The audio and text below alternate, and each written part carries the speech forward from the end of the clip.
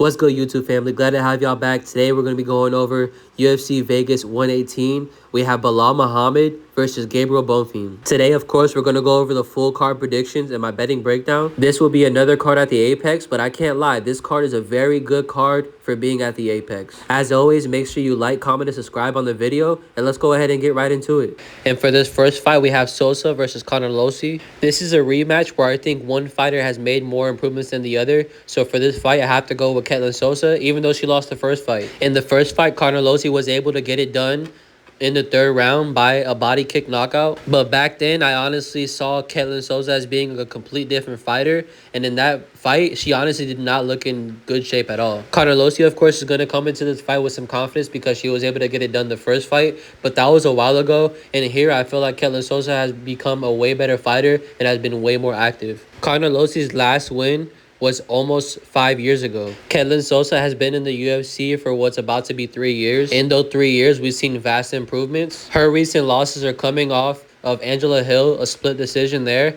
and also to Pierre Rodriguez, where that was a split decision there as well. So in her recent losses, they're only by very, very close fights. And here, I feel like she has a clear advantage here in the all-around skills. I feel like here, she can get a clear decision or even get a later submission on Conor Losey. As you can see here, Ketlin Sosa started off as a -300 favorite. Money is starting to come in on her opponent. And I understand people probably see value in Conor Losey because she's already won this fight and also is a huge underdog in this spot. But Ketlin Sosa has been way more active in here. She's still a young fighter at 30 years old. In this fight, she'll have the height and reach advantage. She can also probably mix it up here and get some takedowns on Conor Losey. I feel like this is a huge spot for Ketlin Sosa to make a statement against an opponent that she's lost against. Statistically, Ketlin Sosa lands more per minute, more significant strikes, absorbs less per minute, and also has better defense, of course, than Conor Losey in this fight. Of course, Sosa's takedowns aren't as efficient and accurate as Conor Losey because she's attempted way more throughout her career. But Sosa does hold a 53% takedown defense. So for me, I just see advantages on the feet as well as whenever it comes down to the grappling. And here, Conor Losey, she started off as a +250 and now she's at the +240 range. I can definitely understand why some love came in on her because of course, she's a huge underdog to start the card. She has huge arms and a huge frame. And she's also a finisher herself. And also, of course, she has the past win to Sosa already here. So I definitely understand the love on the line. But here, overall, I'm going with Ketlin Sosa to get it done, whether it's by a decision or a submission. And next up, we have Chavez versus Dubin. Both girls are coming off a Dana White Contender Series. But Chavez is the one making her UFC debut here. In this fight, I am picking Chavez. And here's my reasons why. I think she honestly has the advantage when it comes down to the striking, landing more shots. She also can implement her wrestling as well and mix it up on the ground. To me, Dubin is still a very green fighter, and I can agree that they're both green. But Dubin has shown to be killed or be killed. While in the last fight, we saw Chavez to have some great durability. As there, she had a super tough test. It was a gritty, dirty girl fight, one of the best fights I've seen honestly on Dana White Contender Series for females. But even with the pressure style of her last opponent, she was able to be more technical throughout the fight and shown that even if she gets hurt, she'll get back up and she'll keep going. Dubin, of course, she did have a tough, outing in her debut against Carlos Judice, which Judice also is a technical striker who likes to pick you apart from the outside and has some KO power. At the time of her last fight, I did see some value on Dubin because she was a plus money underdog, kind of similar to the line in this one. But I was super wrong. She did land a huge power shot in her Dana White Contender Series. If you go back and watch that fight, that's one of the most vicious knockouts I've ever seen in women fight history. But when it comes down to a 3-round fight, I honestly don't think she has the skills to really win a fight unless she lands that big shot and drops you and does enough damage to win over the round. But in all reality, I just don't see it happening here. To me, Chavez has the grappling advantage as well as the advantage on the feet whenever it comes down to landing shots. To me, she's the more precise striker here. Dubin is pretty green and one-dimensional. Coming into this fight undefeated, I think Chavez is able to keep her undefeated record. As you can see in the beginning, Chavez started off as a -900 favorite, and holy shit, that is crazy. Even though I'm super confident in her winning this fight, I think -900 definitely was the wrong line. Now that it's coming up to a -400 and maybe it goes up to a -300, you never know throughout the week. I think still there's some value in Chavez because unless Dubin lands that one shot, I really don't see how else she wins this fight. I mean, I guess by just landing that one knockout shot on Chavez and getting her out of there, but nobody's been able to do that to her yet. And you could say the same thing about whenever she knocked out Shannon Clark, but Shannon Clark is very stiff and is not at all a very good striker. Now, Dubin's line started off at a plus 600, which I think for any fighter is pretty crazy. Now that it's at a plus 300, kind of where the line against Carly Judice was, I kind of see the same thing happening in this fight. I think that Dubin gets knocked out here again in this fight. She hasn't yet shown to be able to even go 3 rounds, and also she has not even been shown to be durable, while her opponent Chavez has already checked off those boxes. So give me Chavez for this fight, but however she wants. And next up, we have Jordan Levitt versus Joanderson Brito. In this fight, even though Brito is coming in as a pretty big favorite here, this one to me honestly is hard to pick. Now, Sabatini is a very, very strong guy, especially for this division. But I feel like Jordan Levitt might be able to implement the same thing that Sabatini was able to do in the same cage. And Brito, of course, here, I feel like he's going to have the striking advantage. He'll be more faster on the feet and possibly land more shots.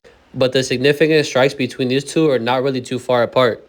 Levitt has came down from 155 to where since then, coming down to 145, he had 2 fights and he's been undefeated so far. But Levitt is a completely underestimated grappler here. Now, I can definitely understand why Brito is the favorite here because he does have the danger factor on the feet. And, of course, he has some impressive wins like over Diego Lopez. He knocked out Andre Fili in 1 round. He's knocked out Chepe in 1 round. So he does have some quality wins here. I would say that, of course. My main concern, of course, for Brito is the Pat Sabatini performance. Jordan Levitt has shown to be a smart fighter, and he's very, very much position over submission. So he can definitely lay and pray and win a fight that way by unanimous decision. I do see this fight going into the later rounds or going to a decision. So that's probably where I'm most confident at in this fight. As a pick, I'm going to go ahead and go with, I guess I'll go with Brito, but I just don't see any value here in his line. Here, Levitt started off as a plus 230 favorite. At plus 230, I think, honestly, that's a really good bet for a guy like Levitt. Now that it's plus 145, I still see value in it. As a straight bet, I'll probably just go Levitt. Or, of course, for it to go to decision, we don't have any props yet, so I don't know what that'll be at. But throughout the week, we'll get more information. And in the recap video, you'll be able to see more props to where I'll give you the props for the go to the distance. We'll see where that's at that point. Here, of course, you can see that Brito started off as a minus 270 favorite, and now he's a 1 minus 70. A lot of money coming in on Levitt, and I see exactly why. He should not be an underdog here, as big as an underdog in this fight. Although Brito is a very dangerous fighter, Levitt has shown to be durable. The only way he's really lost is by decision or by sub. I think that he has enough on the ground to stay safe against a guy like Brito. Of course, Levitt has been submitted before by Paddy Pimblett and also Chase Hooper. That was at 155. And also, when it comes down to just straight grappling, I feel like those two are better than a guy like Brito. Of course, there's a chance that Brito gets his neck and is able to get a submission there, or possibly a decision by winning by more damage. But I really just don't see value in Brito right now unless the lines get closer and closer throughout the week. And I mean, holy shit, this is a fight that I do not want to have to pick, but I guess I got to make one for you guys. We have Priscilla Cachoeira versus Chelsea Chandler. Now, this is a fight that I would not at all advise for you guys to bet on. This is, I mean, the lowest of low level of women's MMA here in this fight. Now, in this fight, I'm going to slightly lean towards Cachoeira in this fight. In this fight, I am leaning more towards Priscilla just because she's faced way better competition here in the octagon. And here, if she's able to keep it up on the feet, I feel like she has the advantage. Cachoeira does hold a 69% takedown defense, but at the same time, if you are able to get her down to the ground, she's pretty much a fish out of water. But Chandler has never attempted a submission in the UFC. And come on, I mean, the girls that have submitted Cachoeira, I mean, it's Jasmine Jasovicius, Miranda Maverick, Jillian Robinson, and the champ herself, Valentina Shevchenko. So, I mean, you can't take that away from her at all for her losing to those girls by submission. The only girl that isn't really top level that did recently beat Cachoeira was Segura. But Claudia Segura is actually a pretty decent striker. In my opinion, I think honestly she's able to do the same thing to Chandler if they were to fight as well. Chandler is also a 50-50 fighter, but only has 10 MMA fights total on her pro career. Chandler's only legit win in her career throughout the UFC was her UFC debut, where she was able to get a quick finish over a girl who's been finished by everybody. Then her next win in the UFC was whenever she came in overweight against Josiana Nunes. And there she was able to win a decision when Priscilla was able to knock that girl out cold. Chandler is coming off of a knockout loss in the first round against Jocelyn Edwards, who also knocked out Priscilla in the first round too. To me, Chandler's route to victory would be, of course, to get it down to the ground and smother Cachoeira here. But at the same time, she's never got it to the ground and really attempted a submission, so I don't really see a threat there.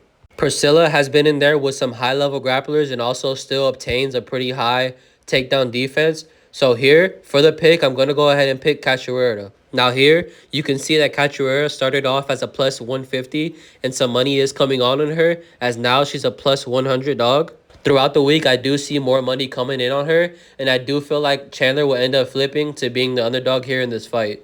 I think Cachoeira can win here by knockout or even by winning a decision by just landing more damage throughout the fight and landing more strikes. In her corner, she does have Amanda Nunes, so she does have a pretty good corner. They have to see here that Chandler's only strength will be in the takedowns, so here she's going to try to disengage in those and get her hands going. Now, Chandler started off as a minus 175 favorite, and I wouldn't touch that with a 10-foot pole. Chandler is not at all a UFC level type of girl. I feel like here, after this fight, no matter who wins, both of these girls possibly do get cut. Both girls have missed weight multiple times and have not at all been successful throughout the UFC. I like the plus money next to Cachoeira's name, so that's going to be my pick here. But like I said, low confidence, low level women's MMA. I honestly would not even touch this one. Next up, we have Bruno Silva versus Edgar Chairez, and this is actually going to be a pretty good fight. For this fight, I am going to lean with Silva. To me, Silva honestly has faced the all better around competition. Silva does land more per minute, lands more significant strikes, absorbs less, and has some better defense than Edgar Chairez when it comes down to being on the feet. So here's where things get interesting for me, because Chairez has never actually attempted a takedown throughout his UFC career. Even though he has 8 wins by submission, that is mainly by dropping opponents and then catching them on the ground. So far, Chairez has only won to low-level competition so far in the UFC. Of course, though, we can't ignore that his only losses in the UFC so far are to Joshua Van, the current champ, and to Sura Taira, to where both of them, he was able to go to decision with both. So, I mean, he's shown to be pretty durable against the best guys in this division. Now, the thing that worries me, of course, about Bruno Silva is that he does fade in the third round typically. But last fight, he did have a really close fight with my guy, Charles Johnson, who honestly kind of has a similar frame to Chavez here. In this same case, that fight, he was able to just pressure him the whole entire fight. But CJ was the guy to just land more shots throughout the fight. I'm a big fan of CJ, but I think possibly that he could have lost that fight, honestly, as well. So for me, I mean, Bruno did not look bad at all in his last performance. And I mean, Charles Johnson is a guy that knocked out Joshua Van bad in the third round. So the last 3 recent losses for Silva was Charles Johnson, of course, Joshua Van, and Manel Kape. Manel Kape and Joshua Van were able to both get him out of there in the third round. That's why I have a huge concern for Bruno Silva in the third round, because he has been susceptible to being finished there because he does slow down. But for me, unless Chairez gets a sub, I don't think he honestly gets it done here. As you can see, Bruno Silva started off at a pick'ems odd, minus 110, and now he's a minus 135. So definitely some love is coming in on Silva, and I see why. In this fight, he for sure will have the wrestling advantage. I feel like he'll be able to keep it safe on the ground if it gets there. Silva did lose by submission one time throughout his career, which was like over 10 years ago, which the guy he did lose to by submission was by a guillotine choke in the first round, which also kind of makes me a little bit skeptical because Chairez can definitely do something like that in the first round. So as a pick, I am picking Bruno Silva, but I would say that if more money comes in on Silva and Edgar Chairez becomes a bigger and bigger dog throughout the week, I definitely see 100% value on Edgar Chairez, because he can hurt Silva here pretty bad like he ended up doing to Joshua Van later on in that fight. But against a guy like Silva, who's less durable than Joshua Van, I feel like here, if he does drop him, he could grab the neck up real quick and get it done.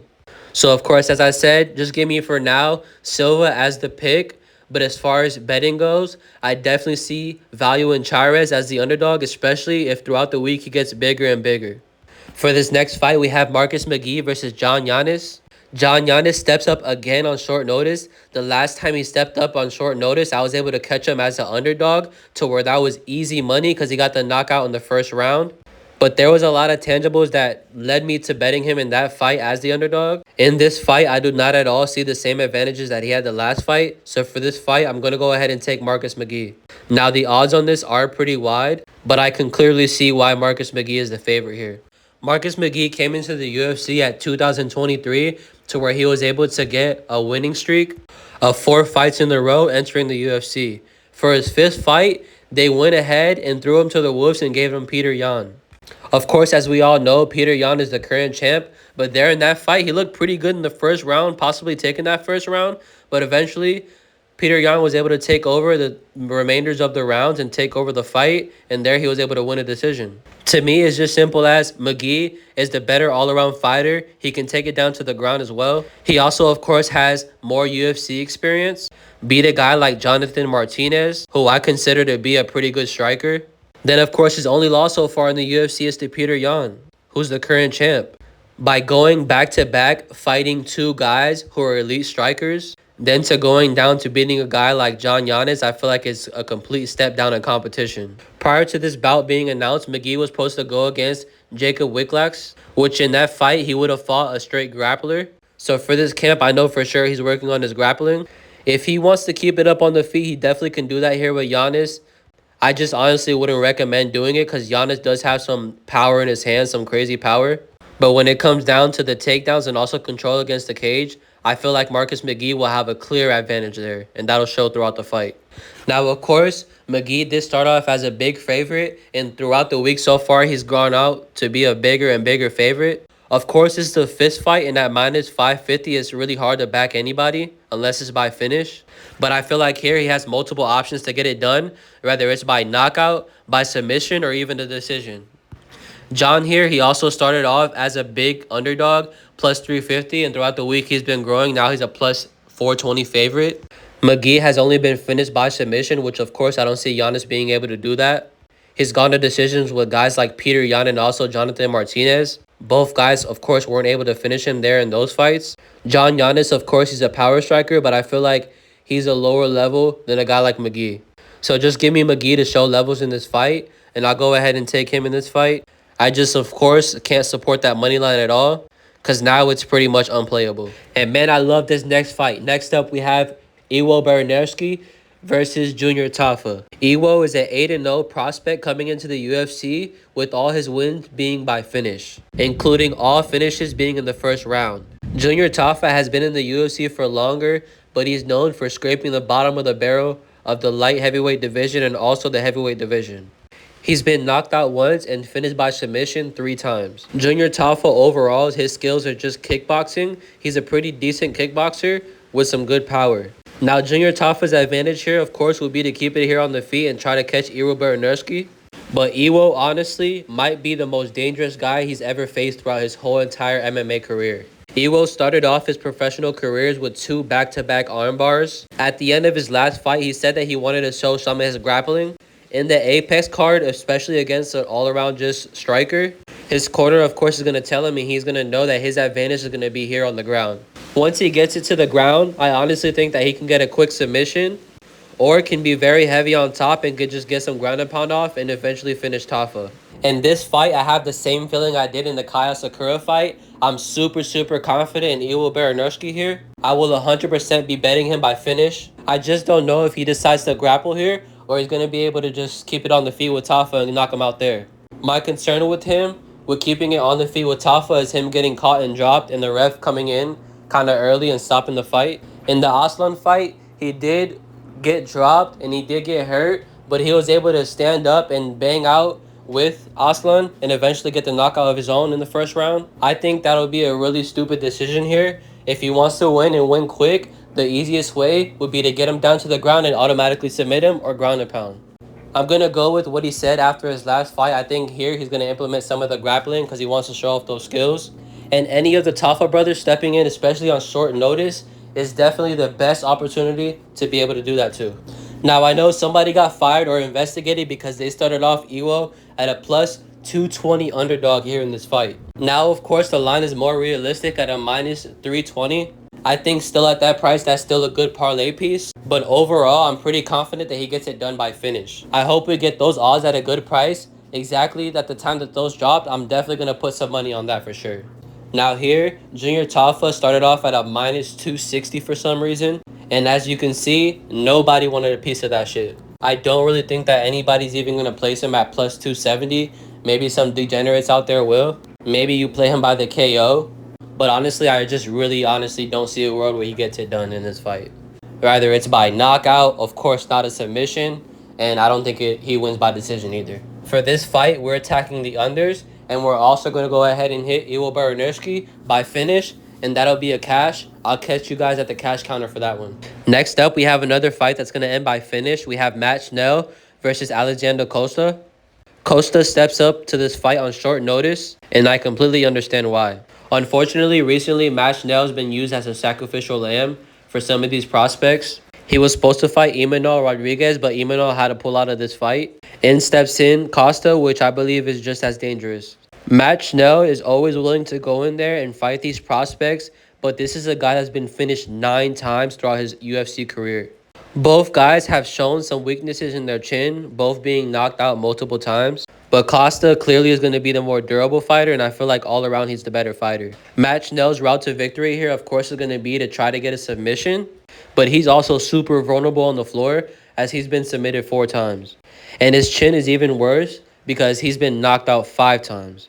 With Costa's 6 submissions in the first round and also his 6 knockouts, I feel like this is a perfect spot where he'll be able to set himself up for a finish, especially in this smaller Apex cage. This is a guy who trains daily with guys like Diego Lopez and also a girl like Alexa Grasso. He's always around a really good and dangerous team, and if here he's not able to get a finish, that is a very bad look on him. Out of Matt Schnell's 7 last fights, he's been finished 5 times. He's 36 years old, and honestly, I think it's time for him to finish with MMA. The damage that he's taking throughout his MMA career can definitely affect him in the future. I think after this fight, he retires. If he does not retire, he will get cut from the UFC. As you can see here, Matt Schnell is a huge underdog. Currently, he's at a plus 525. He started off at a plus 400, but no money has really came in on him. And it's very understandable. I think even at these odds being at plus 525, I would honestly not even sprinkle on it. Now, of course, there's also a lot of love here on Costa's side. He was starting off at a minus 550, and now he's all the way down to a minus 700. Obviously, that's a line that's not playable. But so far, all of his wins in the UFC have been by finish. Here, I think he gets it 100% done by finish. So I'm interested to see what that's at for this week, because that's also another play that I like if it's at good odds. If the by finish is nowhere near these odds, then I think that's honestly a safe bet for your parlay, because Costa is going to get this fight done by finish. Now, next up, we have Bryce Mitchell versus Santiago Luna. Santiago Luna steps in this fight on short notice, replacing Victor Henry. Now, of course, Bryce Mitchell here is going to be the UFC veteran, with Santiago Luna only having 2 fights so far in the UFC. In his first fight in the UFC, he was able to get a knockout on Kwang Lee. Then for his second fight, he was able to get a decision win to Angel Pacheco. Bryce, of course, has fought the way better competition, and he's coming down from 145 for his second fight at 135. Throughout Bryce's career, he's been very good at getting submission wins as well as getting wins by decision. So on the side of Bryce Mitchell, there's not really a knockout threat coming from him. Now, the UFC prospect, Santiago Luna, is stepping in on like 2 weeks' notice. He's 8-0 currently. 7 of his wins come by finish, and only 1 of them, which was his last fight, came by decision. In this fight, of course, he's going to be the all-around more powerful and better striker. When it comes down to the wrestling, of course, Bryce is going to have the more experience. Bryce also takes his time when he's not in the UFC to go in some grappling events as well and get some work there. In The Ultimate Fighter, Bryce Mitchell did get submitted by Brad Katona, which isn't a good loss at all. Since then, he has been finished 3 times, but it was to the best in the division at 145. I mean, we're talking about Ilya Taporia himself, Josh Emmett in that nasty knockout, and as well as Gene Silva with the ninja choke. Bryce Mitchell, throughout his whole career, has shown that if you can't get him out of there, he's going to be a tough guy to be able to win a decision to. Because Bryce Mitchell has never lost a decision throughout his MMA career. And we're talking about 21 fights here. Now, Santiago Luna is a very powerful prospect who also is known for his good wrestling as well. And also, majority of his wins are coming by submission. For just a pick here, I think honestly I will have to go with Bryce Mitchell just based off his experience and him fighting way more higher level guys in the UFC. He did start off as a minus 250, which I think honestly is very unbelievable. Of course, at that price, I don't think anybody would confidently have him. Now, the line is leaning more towards Luna because as you can see, he's gone from a minus 250 to a minus 138.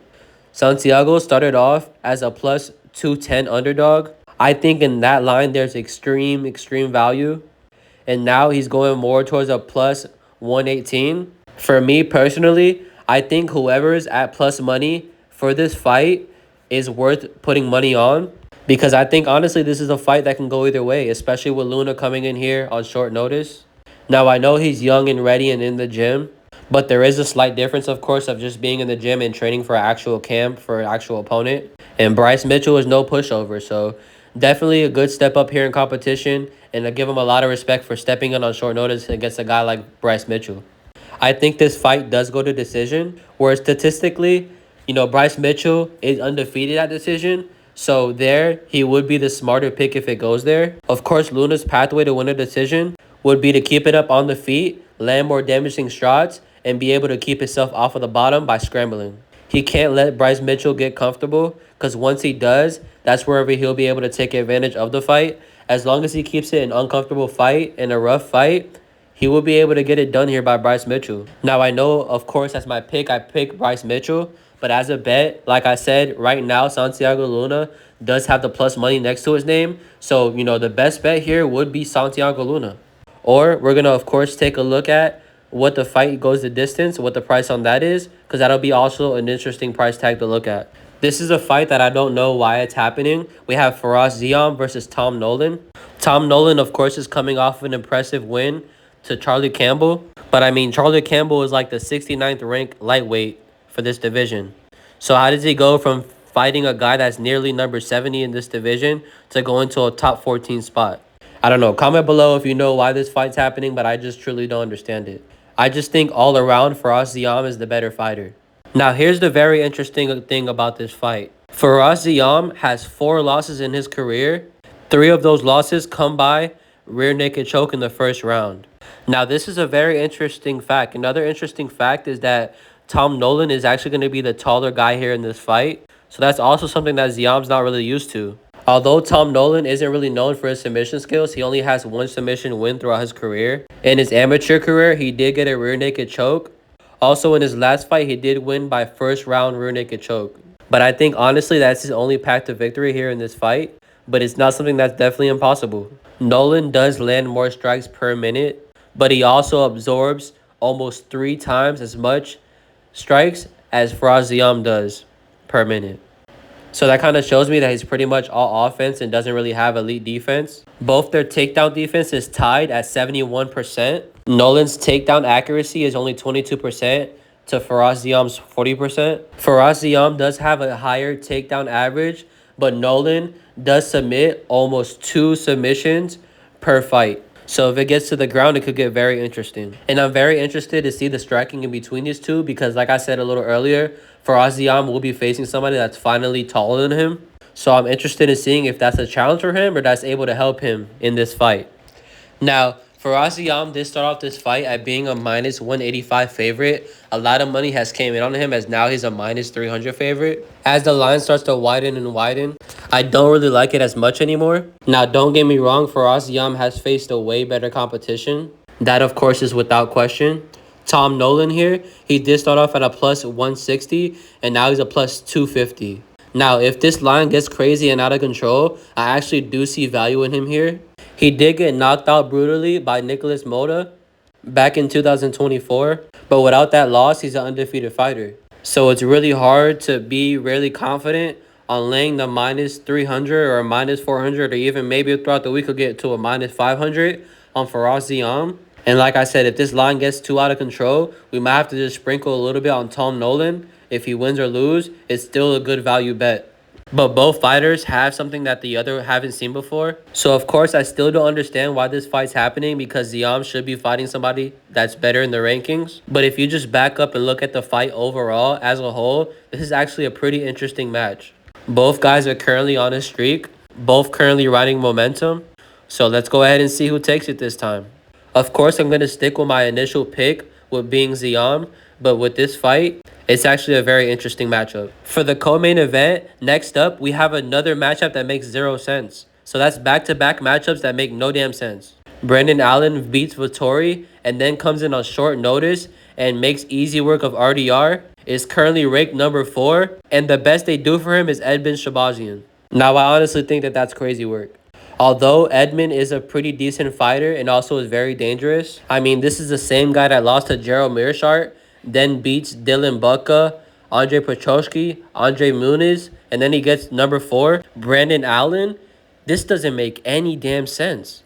He has 3 wins in a row to 3 guys that are currently, I don't even think, in the UFC anymore. Edmund Shabazian has been given 5 chances throughout his UFC career to fight high-level competition. Besides, I guess, 2019 Brad Tavares, which Brad Tavares, honestly, in my opinion, isn't high level as well.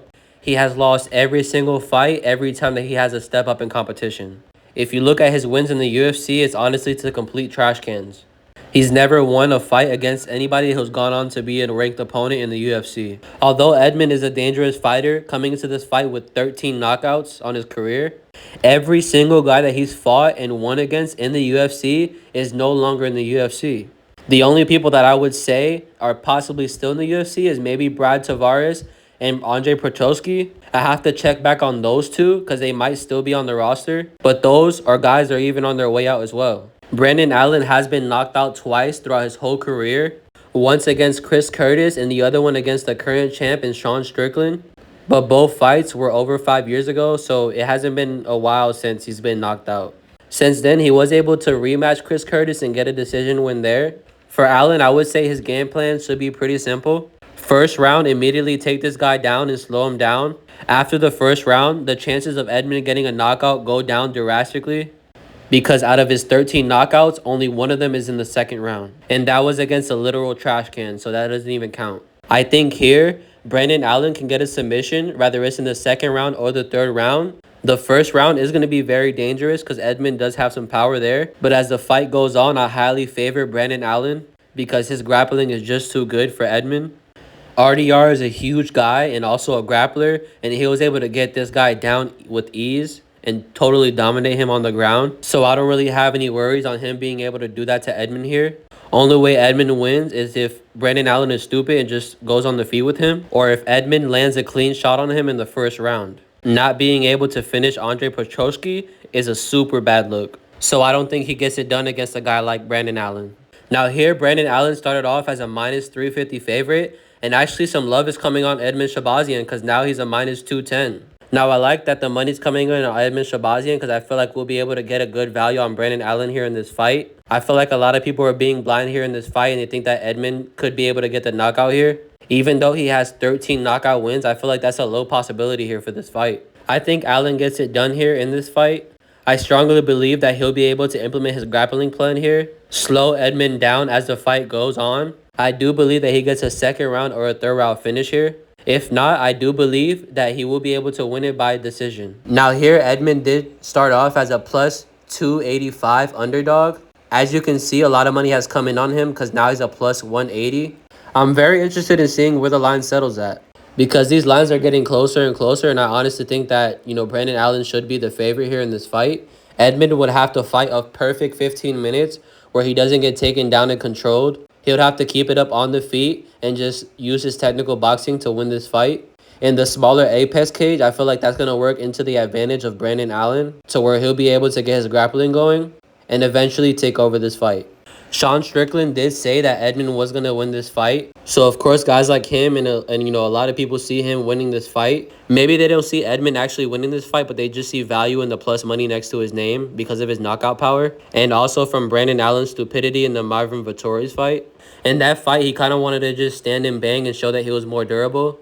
against Edmond, that definitely would not be a good idea here. I'm going to wait throughout the week to see where this line goes. But for this co-main event, I think Allen does get it done here. This would be like the third time that Edmond's camp gets ready for Brandon Allen. So maybe they really studied him and they got him down packed to where they'll be able to get Edmond ready for this fight. I just think there's a huge gap in level of competition. And of course, that makes total sense because Brandon Allen is currently number 4 at this weight class. And coming into this fight, Edmond is nowhere near the rankings. So to me, this matchup is pretty insane. It makes no sense. All right, guys. So that leads us to the main event of the evening. Of course, make sure you guys like, comment, and subscribe on the video. We have Belal Muhammad versus Gabriel Bonfim. I, of course, have been flopping back and forth on this fight because this honestly is a hard decision to make. And, of course, as you can see on the odds, it's a pretty even fight.